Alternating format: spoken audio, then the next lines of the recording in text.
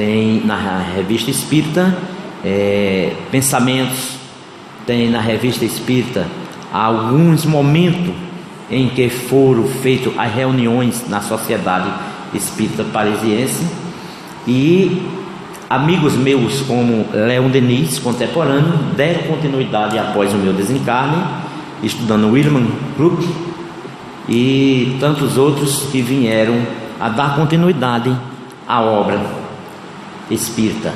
Então eu tive que criar novos termos antes do desencarne, tive que codificar, pôr em código, pôr em ordem a doutrina. Então foi necessário termos novos para uma ciência nova.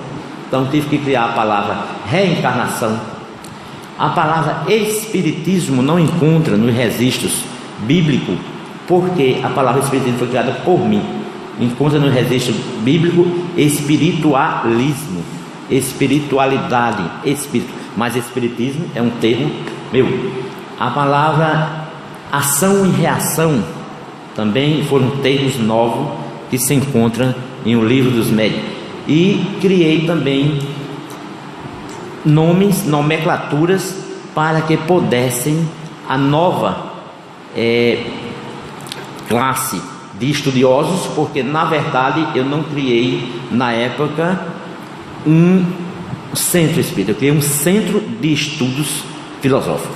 A Sociedade Espírita Parisiense era um centro de estudo filosófico e científico, onde a gente estudava, e era no momento só a classe científica que participava. Grandes personalidades de Paris é que fazia parte desse grupo seleto, até porque era uma doutrina nova em que não tinha abrangido ainda as classes ainda. Inclusive em 1800 era pouquíssimo número de pessoas que sabiam ler.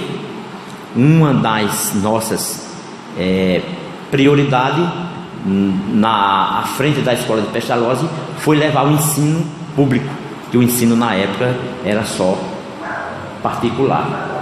E como prioridade minha, à frente da escola Pestalozzi, foi tornar o ensino público de acesso às pessoas, porque na época o índice de pessoas sem saber ler era muito grande.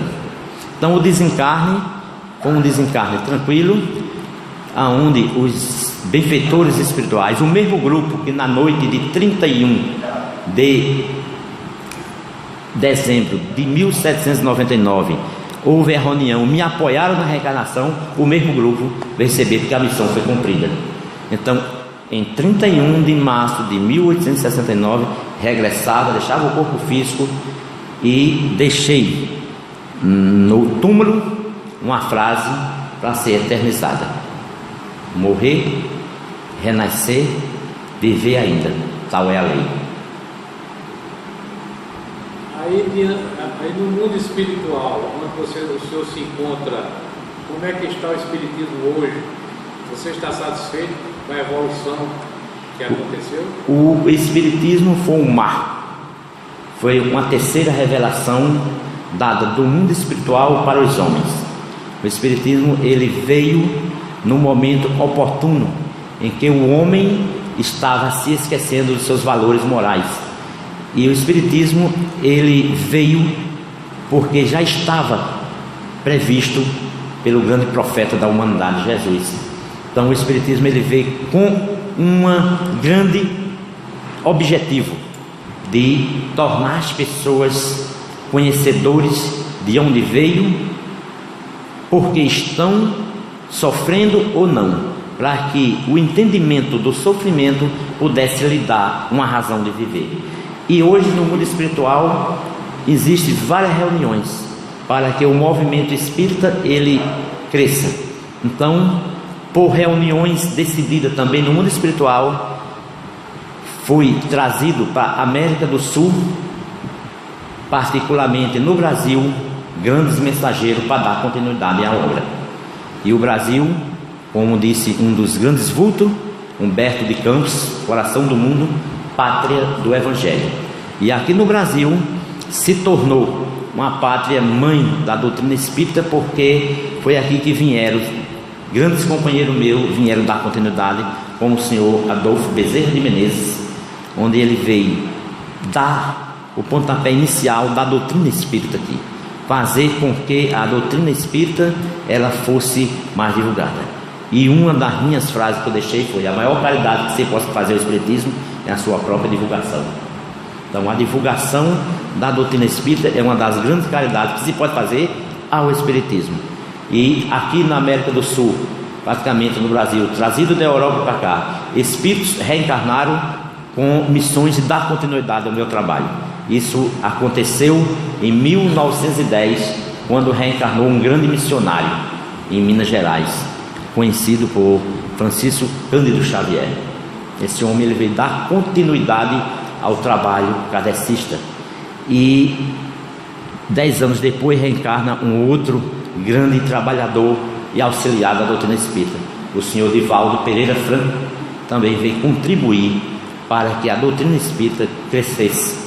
E esses trabalhadores eles são empenhados, é um grupo que nós temos no mundo espiritual empenhado a serviço de Jesus para desenvolver aqui no plano físico toda essa conjuntura espiritual.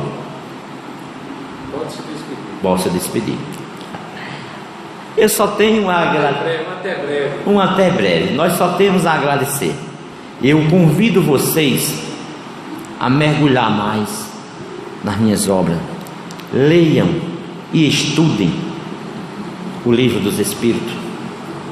Mergulhe no livro Céu e Inferno e vão encontrar muita resposta para muitas indagações que vivem dentro da cabeça.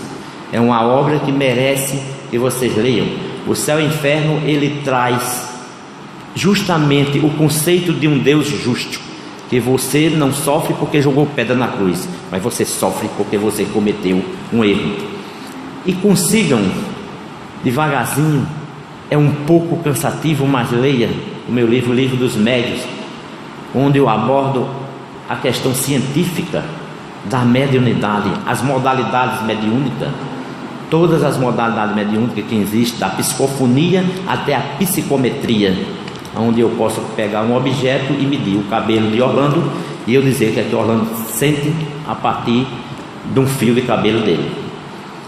Outra mediunidade que está lá no livro dos Médiuns, que é importante, que todo mundo deveria abraçar esse livro e fazer curso desse livro para entender como se deve ter esse mecanismo mediúnico, sem explorar, sem fazer dela um recurso financeiro, quando no seu auge maior diz: dá de graça o que de graça recebeste. A mediunidade ela é um dom de Deus. Deus não te cobrou nada por esses efeitos magnéticos, porém doe com amor que você recebe muito mais. E quem quiser saber um pouco mais de toda a trajetória entre 1850, quando eu iniciei os estudos espíritas, até 1869, é fácil ler Obras Póstumas.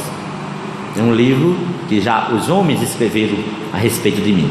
As Obras Póstumas vai retratar todo o processo em que houve, desde o momento das mesas girantes até o desencarne. E vocês vão ficar inteiramente apaixonados quando ler Obras Póstumas, porque vai encontrar ali não só um resumo, mas um estudo completo de toda a história kardeciana. Como eu disse a vocês, o nome Allan Kardec foi um nome em que eu vivi um século antes de Cristo, como um sacerdote, e já pregava a reencarnação naquela época. Não com a terminologia reencarnação, mas pregava a imortalidade da alma. E os princípios básicos que eu deixei na codificação é Deus como causa primeira de tudo, a imortalidade da alma, porque negavam na época a imortalidade da alma, a comunicação. Se ele é imortal, ele não pode ficar toda a vida lá mudo, ele tem que ter uma comunicação, a comunicabilidade com os mundos e a pluralidade dos mundos. Eu desmistifiquei a história de um céu eterno e de uma terra também fixa e de um inferno. Eu desmistifiquei e trouxe a ideia que os mundos são habitados, buscando no Cristo há muitas moradas na casa do meu Pai. Coloquei também como princípio básico a reencarnação. Faz parte da minha doutrina a reencarnação. A reencarnação, ela é o perdão de Deus. É o perdão que Deus concede para você outra vez voltar ao corpo físico, estagiar. E não é para sofrer, é para crescer. E também criei, acima da reencarnação, das leis de comunicação com os espíritos, os mundos regenerados, a grande lei de causa e efeito. Uma lei que não eu apenas aprimorei.